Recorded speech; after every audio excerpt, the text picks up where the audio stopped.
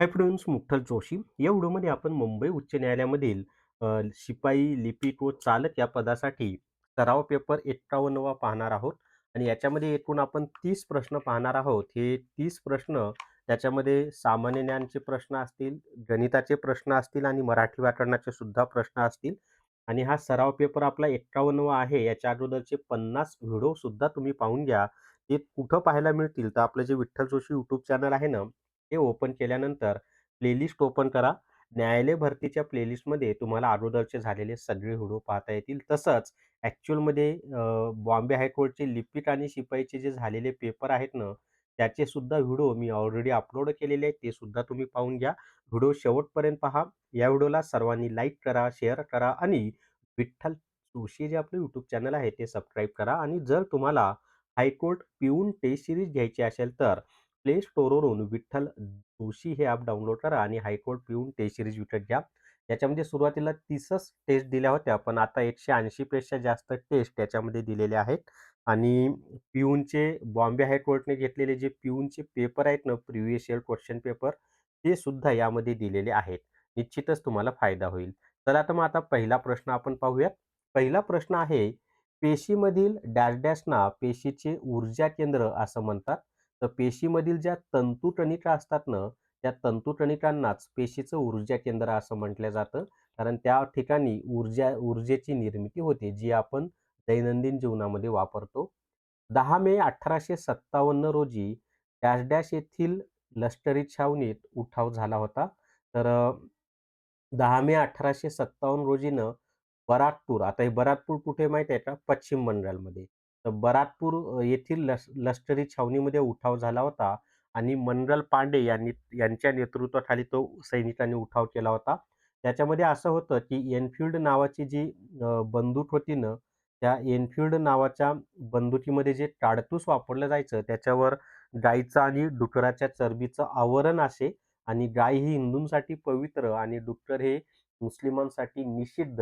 आणि म्हणून मग हिंदू आणि मुस्लिम दोन्ही सैनिकांनी तो मंगल पांडे यांच्या नेतृत्वाखाली बराकपूर छावणीमध्ये उठाव केलेला आहे. परंतु 1857च्या उठावाची सुरुवात ही मेरठ या ठिकाणी झाली असं मानलं जातं. ते पण लक्षात असू द्या, की 1857च्या उठावाची सुरुवात कधी झाली तर कुठे झाली? तर मेरठ या ठिकाणी झाली, हे लक्षात असू द्या. पुढचा प्रश्न आहे पहा, अमरावती हे सुनियोजित शहर खालीलपैकी कोणत्या राज्याची राजधानी आहे? नियोजित हा शब्द नाही पाहिजे. राजधानी ऑलरेडी ती आता प्रशासकीय राजधानी आहे. तर कोणत्या राज्याची आहे? आंध्र प्रदेश या राज्याची. काही जणांना प्रश्न पडेल, की अमरावती तर आपल्या महाराष्ट्रामध्ये आहे. महाराष्ट्रातील अमरावती वेगळं आणि आंध्र प्रदेशमधील अमरावती वेगळं. तर अमरावती ही आंध्र प्रदेशची प्रशासकीय राजधानी आहे. आंध्र प्रदेशची अगोदरची राजधानी हैदराबाद होती, परंतु आंध्र प्रदेशचं विभाजन होऊन तेलंगणा हे राज्य निर्माण झालं आणि हैदराबाद हे तेलंगणा राज्यात गेल्यामुळे हैदराबाद ही तेलंगणाची राजधानी आहे आणि आंध्र प्रदेशची राजधानी ही अमरावती आहे. सागरी मत्स्य उत्पादनात महाराष्ट्र राज्य देशात कितव्या स्थानावर आहे? तर सागरी मत्स्य उत्पादनामध्ये महाराष्ट्र हे 4थ्या क्रमांकाचं राज्य आहे. भारतीय उपखंड जगाच्या नकाशात कोणत्या गोलार्धामध्ये आहे? तर भारतीय उपखंड जगाच्या नकाशामध्ये ना, आता याच्यामध्ये पूर्व, पश्चिम, उत्तर, दक्षिण मी तुम्हाला समजून देतो. पर्यायानुसार याचं उत्तर पूर्व गोलार्ध आहे. कसं ते सांगतो. थोडासा वेळ लागेल. समजा ही आपली पृथ्वी आहे. या पृथ्वीचा हा उत्तर ध्रुव आहे आणि हा दक्षिण ध्रुव आहे. उत्तर ध्रुव आणि दक्षिण ध्रुव यापासून समान अंतरावर जे काल्पनिक वर्तुळ असतं त्याला विषुववृत्त असं म्हणतात. या विषुववृत्तामुळे पृथ्वीची उभारणी उत्तर गोलार्ध आणि दक्षिण गोलार्ध अशी झालेली आहे. तर अक्षवृत्तानुसार आपला जो भारत आहे तो उत्तर गोलार्धामध्ये आहे आणि दुसरा एक भाग आहे पहा, म्हणजे अक्षवृत्त म्हणजे काय? तर या विषुववृत्ताला समांतर असणारे जे काल्पनिक वर्तुळ आहेत त्यांना अक्षवृत्त असं म्हटलं जातं. आणि मग उत्तर ध्रुव आणि दक्षिण ध्रुव यांना जोडणाऱ्या काल्पनिक अर्धवर्तुळाकार ज्या रेषा आहेत त्यांना रेखावृत्त असं म्हणतात. आणि लंडन जवळील ग्रीनिचमधून जे रेखावृत्त गेलेले आहे त्यांना 0° रेखावृत्त असं म्हटलं जातं. त्याच्या पूर्वेचा भाग पूर्व गोलार्ध आणि पश्चिमेचा भाग पश्चिम गोलार्ध असतो. मग त्या रेखावृत्तीय विस्तारानुसार भारत हा पूर्व गोलार्धामध्ये येतो. अक्षवृत्तानुसार भारत उत्तर गोलार्धामध्ये आहे आणि रेखावृत्तानुसार भारत पूर्व गोलार्धामध्ये आहे. मग पर्यायानुसार याचं उत्तर काय आहे? पूर्व गोलार्ध हे त्याचं उत्तर आहे. चला त्याच्या पुढे आता 6वा प्रश्न आपण पाहूयात. व्हिडिओ शेवटपर्यंत पहा. कमीत कमी 500 लाईक आल्या पाहिजे. शरीरातील सर्वात मोठी ग्रंथी कोणती आहे? तर शरीरातील सर्वात मोठी ग्रंथी ही यकृत आहे. यकृत म्हणजेच लिव्हर ही मानवी शरीरामधील सर्वात मोठी ग्रंथी आहे. नीती आयोगाचे अध्यक्ष कोण असतात? तर भारताचे पंतप्रधान हे नीती आयोगाचे पदसिद्ध अध्यक्ष असतात. हे त्याचं उत्तर आहे पंतप्रधान. आणि उपाध्यक्ष निवडले जातात. खालीलपैकी कोणती नदी कोकणातील नाही? आता कोकणातील कोणती नदी नाहीये? वशिष्ठी ही कोकणातील नदी आहे. उल्हास ही कोकणातील नदी आहे. सावित्री ही सुद्धा कोकणातील नदी आहे. परंतु कोयना ही कोकणातील नदी नाही. ती हे त्याचं उत्तर आहे. कोयना ही कोकणातील नदी नाही. कोयना धरण आहे बरं का. त्याच्या पुढे पहा, पक्षांतर बंदी कायदा केव्हा लागू झाला? तर पक्षांतर बंदी कायदा हा जो आहे ना, हा 52व्या घटना दुरुस्तीनुसार 1985 पासून लागू झाला आणि त्यावेळेला भारताचे पंतप्रधान होते राजीव गांधी. तर पक्षांतर बंदी कायदा 52वी घटना दुरुस्ती आणि 1985 पासून लागू झालेला आहे. हे लक्षात ठेवा सर्वांनी. त्याच्यापुढे आपण 10वा प्रश्न पाहू. मागच्या व्हिडिओमध्ये एक प्रश्न उत्तर चुकीचं झालं पहा, की रक्त गोठण्यासाठी पेशीमधील कोणता भाग महत्त्वाचा असतो? तर मला वाटतं मी लोहपेशी सांगितलं होतं, पण त्याचं उत्तर रक्तपट्टिका हे पाहिजे. प्लेटलेट्स ज्याला आपण म्हणतो ना, रक्तबिंबिका किंवा रक्तपट्टिका किंवा प्लेटलेट्स हे त्याचं उत्तर पाहिजे. म्हणजे व्हिटॅमिन के, रक्तपिट्टिका हे रक्त गोठण्यासाठी आवश्यक असतात. असं एखाद्या प्रश्नाचं उत्तर चुकीचं जाऊ शकतं बोलण्याच्या ओघात. ते नंतरच्या व्हिडिओमध्ये करेक्ट केलं जातं. तुम्हाला काही एखाद्या प्रश्नाचं उत्तर चुकीचं वाटलं तर कमेंटमध्ये सांगत जा. भारतीय रिझर्व्ह बँकेचे राष्ट्रीयकरण केव्हा केले गेले? तर भारतीय रिझर्व्ह बँकेचं जे राष्ट्रीयकरण आहे ना, ते 1949 मध्ये करण्यात आलेलं आहे. आता मुळामध्ये राष्ट्रीयकरण म्हणजे काय ते मी तुम्हाला सांगतो. आपल्या भारतीय रिझर्व्ह बँकेची स्थापना ही 1935च्या सरकार अधिनियमानुसार झालेली आहे. 1 एप्रिल 1935 ला. आता राष्ट्रीयकरण म्हणजे काय? तर एखादी संस्था, कंपनी ही देशाच्या मालकीची करणे त्याला राष्ट्रीयकरण असं म्हणतात. जसं की तुम्हाला एअर इंडिया नावाचं एक विमानाची कंपनी होती जी टाटांची होती. तिचं राष्ट्रीयकरण झालं. अगोदर ती टाटाच्या मालकीची होती, पण राष्ट्रीयकरण झाल्यानंतर ती गव्हर्नमेंट ऑफ इंडियाच्या मालकीची झाली. तसंच काही बँकांचं सुद्धा राष्ट्रीयकरण झालं होतं पहा. त्या आधी खाजगी बँका होत्या, परंतु राष्ट्रीयकरण झाल्यानंतर त्या शासकीय मालकीच्या झाल्या. तर राष्ट्रीयकरण म्हणजे एखादी संस्था, कंपनी शासनाने स्वतःच्या ताब्यात घेणे आणि ती शासनाच्या मालकीची होणे, त्याला राष्ट्रीयकरण असं म्हणतात. आणि रिझर्व्ह बँक ऑफ इंडिया ही बँकांची बँक म्हणून ओळखली जाते. चला त्याच्या पुढचा प्रश्न पाहूयात. पण जर तुम्हाला हायकोर्ट क्लर्क टेस्ट सिरीज घ्यायची असेल तर प्ले स्टोअरवरून विठ्ठल जोशी ॲप डाउनलोड करा आणि हायकोर्ट क्लर्क टेस्ट सिरीज विकत घ्या. ही टेस्ट सिरीज जी आहे ना, याच्यामध्ये क्लर्कचे ॲक्चुअलमध्ये झालेले पेपर दिलेले आहेत. प्लस 350 पेक्षा जास्त टॉपिक वाईज टेस्ट याच्यामध्ये सरावासाठी दिलेले आहेत आणि 90 प्रश्नांच्या 10 फुल टेस्ट सुद्धा यामध्ये दिलेल्या आहेत. निश्चितच तुम्हाला फायदा होईल. यातले बरेचसे प्रश्न तुम्हाला परीक्षेमध्ये जशास तसे सुद्धा विचारले जातील. त्याच्या पुढचा प्रश्न आहे आता. खालीलपैकी जपानचे चलन काय आहे? तर जपानचं जे चलन आहे ना, ते येन हे जपानचं चलन आहे. कोणतं आहे? येन हे जपानचं चलन आहे. हे त्याचं उत्तर आहे. रुबल हे कोणत्या देशाचं चलन आहे ते मला कमेंट करून सांगा बरं. संत जनाबाई यांची समाधी डॅश डॅश येथे आहे. तर संत जनाबाई यांची समाधी परभणी जिल्ह्यातील गंगाखेड या ठिकाणी आहे आणि गंगाखेड हे गोदावरी नदीच्या तीरावर वसलेलं शहर आहे. तालुक्याचं ठिकाण आहे. तर सी हे त्याचं उत्तर आहे गंगाखेड. पैठण या ठिकाणी कोणाची समाधी आहे माहिती आहे का? तर पैठण या ठिकाणी संत एकनाथ महाराजांची समाधी आहे, जिथं जायकवाडी धरण सुद्धा आहे आणि हे सुद्धा पैठण सुद्धा गोदावरी नदीच्याच तीरावर आहे. त्याच्या पुढे आता पाथरी हे साईबाबांचं जन्मगाव आहे. परभणी जिल्ह्यामधीलच. ग्रामसेवकाची नेमणूक कोण करतो? आता ग्रामसेवकाची नेमणूक करण्याचा अधिकार हा मुख्य कार्यकारी अधिकारी यांचा आहे.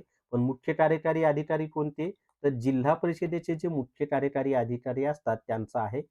नायब राज्यपाल आपला राजीनामा कुणाकडे देतात? तर नायब राज्यपाल आपल्या पदाचा राजीनामा हा राष्ट्रपतींकडे देतात. आता नायब राज्यपाल ही संकल्पना काय माहिती आहे का? आपल्याकडे जे केंद्रशासित प्रदेश आहेत की नाही 8 केंद्रशासित प्रदेश, तर त्या केंद्रशासित प्रदेशाचा जो प्रशासकीय प्रमुख असतो, त्याला नायब राज्यपाल असं म्हटलं जातं आणि राज्यांचा जो प्रमुख असतो तो राज्यपाल असतो. गृहहत्या प्रतिबंधक चळवळ कोणी राबवली होती? तर गृहहत्या प्रतिबंधक चळवळ ही जी आहे ना, ही आर्य समाजाने राबवली होती. आता आर्य समाज म्हणजे स्वामी दयानंद सरस्वती यांच्याशी संबंधित आहे तो. त्याच्यानंतर क्रिकेट बॉल ही डॅश डॅश पिठांची संकरित जात आहे. तर क्रिकेट बॉल ही जी आहे ना, ही चिकू या पिकांची संकरित जात आहे. हे त्याचं उत्तर आहे चिकू. क्षय किरण म्हणजे डॅश डॅश होय. तर क्षय किरण म्हणजेच आपण ज्याला एक्स-रे म्हणतो की नाही, तेच क्षय किरण असतात. तर क्षय किरण म्हणजे काय माहीत आहे का? तर क्षय किरण म्हणजे विद्युत चुंबकीय लहरी असतात. हे त्याचं उत्तर आहे. एक्स-रे किंवा क्षय किरण म्हणजे विद्युत चुंबकीय लहरी. राष्ट्रीय कांदा व लसूण लसूण संशोधन केंद्र डॅश डॅश येथे आहे. तर राष्ट्रीय कांदा व लसूण संशोधन केंद्र हे राजगुरुनगर या ठिकाणी आहे. कुठं आहे? तर राजगुरुनगर हे त्याचं उत्तर आहे आणि हे जे राजगुरुनगर आहे ना, हे पुणे जिल्ह्यामध्ये आहे पहा. डी हे त्याचं उत्तर आहे पुणे. तर त्याला खेड पण म्हणतात, पण आपले जे भगतसिंग, राजगुरू आणि सुखदेव याच्यामध्ये जे राजगुरू आहेत ना, ते या इथले होते म्हणून त्यांचं नाव खेडला राजगुरू असं दिलेलं आहे. चला त्याच्या पुढचा प्रश्न पाहूयात आता आपण नेक्स्ट. 19 नंबरचा प्रश्न आहे. भारताच्या राष्ट्रगीताचे गायन करण्यास किती सेकंद लागतात? तर भारताचं जे राष्ट्रगीत आहे ना, त्याचं गायन करण्यासाठी 52 सेकंद लागतात. बी हे त्याचं उत्तर आहे 52 सेकंद. त्याच्यापुढे आता छत्रपती शिवाजी महाराजांच्या लष्करामध्ये सर्वोच्च अधिकारी यांना काय म्हणत होते? तर छत्रपती शिवाजी महाराजांच्या लष्करामध्ये सर्वोच्च अधिकारी यांना काय म्हटलं जायचं माहिती आहे का? सरनौबत असं म्हटलं जायचं. काय म्हटलं जायचं? सरनौबत असं म्हटलं जायचं. डी हे त्याचं उत्तर आहे सरनौबत.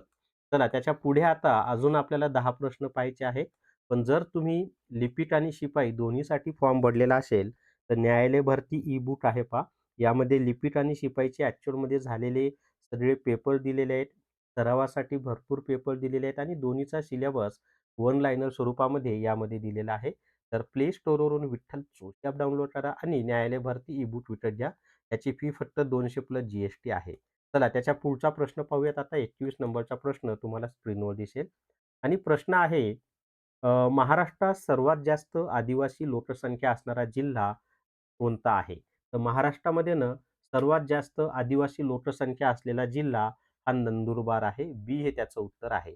महाराष्ट्रातील पहिला म्हणजे सर्वात जास्त आदिवासी जिल्हा असलेला जिल्हा कोणता आहे? आदिवासी लोकसंख्या असलेला जिल्हा नंदुरबार.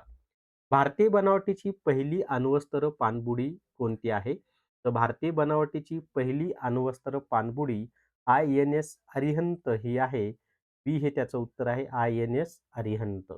त्याच्यानंतर आता 23 नंबरचा प्रश्न आपण पाहूयात. जय जवान, जय किसान, जय विज्ञान ही घोषणा कोणी केलेली आहे? तर जय जवान, जय किसान, जय विज्ञान ही जी घोषणा आहे ना, ही अटल बिहारी वाजपेयी यांनी दिलेली आहे. भारताचे माजी पंतप्रधान आहेत ते. त्याच्यामध्ये एक लक्षात ठेवा, जय जवान, जय किसान ही जी घोषणा आहे, ही लाल बहादूर शास्त्री यांनी दिलेली आहे आणि लाल बहादूर शास्त्री हे भारताचे दुसरे पंतप्रधान आहेत. पहिले पंतप्रधान पंडित जवाहरलाल नेहरू आणि दुसरे पंतप्रधान लाल बहादूर शास्त्री यांचं ताश्कंद या ठिकाणी दुःखद निधन झालं आणि जय जवान जय किसानला पुढे जय विज्ञान हे कोणी जोडलेलं आहे तर अटल बिहारी वाजपेयी. म्हणून इथं जर नुसतं जय जवान जय किसान ही घोषणा कोणाची असं दिलं असतं तर लाल बहादूर शास्त्री आणि जय जवान जय किसान जय विज्ञान ही घोषणा कोणाची असं असलं की अटल बिहारी वाजपेयी. एवढं लक्षात ठेवा दोन्हीमधला फरक. चला त्याच्या पुढे आता पुढचा प्रश्न पाहूयात आता. गोगलगाय डॅश डॅश या संघात मोडते. तर गोगलगाय ही जी आहे ना, ही मोलुस्ट्रा या संघामध्ये मोडते. ए हे त्याचं उत्तर आहे मोलुस्ट्रा या संघामध्ये गोगलगाय मोडते. हाताने केलेली खाणाखुणीची भाषा म्हणजेच काय? तर हाताने केलेली जी खाणाखुणीची भाषा असते ना, त्यालाच करपल्लवी असं म्हटलं. आता हे मराठीचे प्रश्न सुरू झालेत बरं का. बी हे त्याचं उत्तर आहे. हाताने केलेली खाणाखुणीची भाषा म्हणजेच करपल्लवी. शब्दसमूहाबद्दल एक शब्द याच्यावर आधारित हा प्रश्न होता. त्याच्या पुढचा प्रश्न आहे पहा. उत्कृष्ट खेळाडूचा आम्हाला अभिमान वाटतो. अधोरेखित शब्दाची जात ओळखा. आता या ठिकाणी अधोरेखित केलेलं नाही, पण मी करून देतो अधोरेखित. तर या ठिकाणी खेळाडूला अधोरेखित केलेलं आहे पहा. तर अधोरेखित शब्दाची जात कोणती येते माहिती आहे का? एकच मिनिट हां. तर खेळाडू हा जो शब्द आहे त्याला अधोरेखित केलेला आहे. मग ही कोणत्या जात आहे? तर या ठिकाणी पहा खेळाडू हे सामान्य नाम आहे आणि उत्कृष्ट हे विशेषण आहे. लक्षात आलंय? तर खेळाडू हे काही सामान्य नाम आहे. आम्हाला हे सर्वनाम आहे. तर हे लक्षात आले सर्वांच्या. खेळाडू हा शब्दाला अधोरेखित केलेलं होतं. त्याची जात आहे सामान्य नाम. त्याच्या पुढे आता 27 नंबरचा प्रश्न आपण पाहणार आहोत. प्रश्न आहे पहा, खालीलपैकी पुल्लिंगी शब्द ओळखा. आता दिलेल्या पर्यायामध्ये पुल्लिंगी शब्द कोणता आहे माहिती आहे का? तर महेश हा पुल्लिंगी शब्द आहे. बाकीचे पुल्लिंगी शब्द देऊळ हे ते देऊळ नपुंसकलिंगी आहे. ती अंबिका स्त्रीलिंग, ती गिरिजा स्त्रीलिंग. महेश हे काय आहे? पुल्लिंग आहे. त्याच्या पुढे आता अ, गणिताचे प्रश्न आपण पाहूयात. गणिताचा पहिला प्रश्न आहे पहा 28 नंबरचा. 3 प्रश्न आता गणिताचे पाहूयात आपण. वडील व मुलगा यांच्या वयाचे आजचे गुणोत्तर 7.2 आहे. 5 वर्षांपूर्वी त्यांच्या वयाचे गुणोत्तर 6.1 होते. तर त्यांचे आजचे वय किती? आता असे प्रश्न न पर्यायानुसार सोडवलेले खूप चांगले असतात पहा. समजा त्या 6.1 पाहिजे की नाही आपल्याला, मग त्यांचं आजचं वय जर आपण 35 आणि 10 मानलं, तर हे 6.1 नाही येणार ना. 5 सत्त 35, 5 दोन्ही 10, 7.2 येईल. त्यामुळे हे उत्तर येणार नाही. कारण आपल्याला 1 मिनिट, 1 मिनिट आहे. वडील व मुलगा यांच्या आजच्या वयाचे गुणोत्तर 7.2 म्हणजे हे असू शकतं, आहेच असं नाही.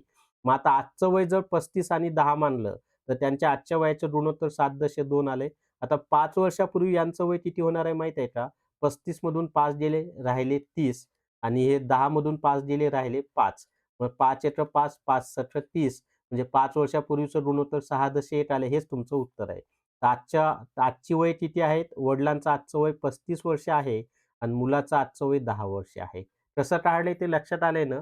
आज पर्यायानुसार पहिलं सुदैवानं पहिल्याच पर्यायामध्ये याचं उत्तर आलंय, की आजचं वय 35 आणि 10 मानलं, तर आजच्या वयाचं गुणोत्तर 7.2 आले जे की दिले आणि 5 वर्षापूर्वीचं वय त्यांचं 35 मधून 5 गेले, राहिले 30, 10 मधून 5 गेले, राहिले 5 आणि 6.1 ते गुणोत्तर आले. हे सुद्धा आपलं बरोबर आले. म्हणजेच आजचं वय 35 आणि 10 आहे. लक्षात आले? असं पर्यायानुसार सोडवलं तर सोपं जातं. नाहीतर मग समीकरण मांडत बसावं लागतं. समजा त्यांची 5 वर्षापूर्वीची वय 6x आणि x आहेत. मग आजची वय 6x अधिक 5 x अधिक 5 होतील. मग ते परत 6x अधिक 5 छेद x अधिक 5 बरोबर 7/2 आणि मग ते समीकरण सोडल्यानंतर x ची किंमत तुम्हाला मिळेल. एवढं करण्यापेक्षा ही पद्धत सोपी आहे. ठीक आहे. मी समीकरण पण तुम्हाला सांगितलंय. त्याच्या पुढचा प्रश्न आहे पहा. पुढचा प्रश्न असा आहे, की अ पेक्षा ब 20 वर्षांनी लहान आहे. दोघांच्या वयाची बेरीज 30 वर्षे असल्यास अ चे वय किती? काय दिलंय आपल्याला? अ पेक्षा ब म्हणजे अ मोठा आहे आणि ब लहान आहे. तर अ पेक्षा ब किती वर्षांनी लहान आहे? 20 वर्षांनी लहान आहे आणि दोघांच्या वयाची बेरीज जर 30 वर्ष असल्यास तर अ चे वय किती? सोपं आहे ना? 30 मधून 20 मायनस करा. 30 मधून 20 1 मिनिट हां, 1 मिनिट. तसं नाही. मी तुम्हाला सोपी पद्धत सांगतो. हे उदाहरण 2 पद्धतीनं सोडवता येतं, पण मी तुम्हाला डायरेक्ट शॉर्टकट देतो. अशा स्वरूपाचा प्रश्न असेल तर काय करायचं माहिती आहे का? की अ मोठा आहे की नाही? मग अ पेक्षा ब 20 वर्षांनी लहान आहे, म्हणजे अ मोठा आहे की नाही?